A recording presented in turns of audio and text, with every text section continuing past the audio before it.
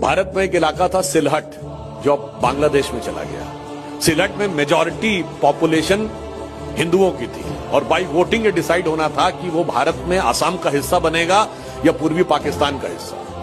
वहां पर हिंदू समाज में सबसे बड़ी जाति जो थी वो शेड्यूल कास्ट की एक कम्युनिटी थी, जिसके जोगेंद्रनाथ मंडल ही उसके नेता थे, जो पाकिस्तान के पहले लॉ मिनिस्टर हुए।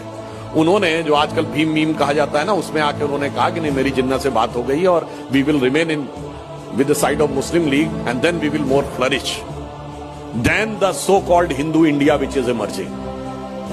और उन्होंने अपनी जाति का वोट डलवा दिया तो हिंदू वोट डिवाइड हो गया and Sylhet became part of Pakistan.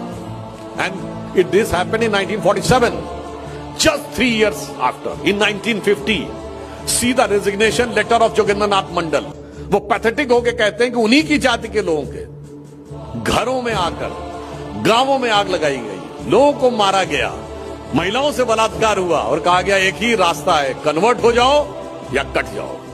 और दुखी होकर वो भारत भाग के आए तो जयचंद से लेकर जोगेंद्रनाथ मंडल तक जिसने कट्टरपंथियों का साथ दिया है, उसका हश्र क्या हुआ, इस देश को याद रखना चाहिए।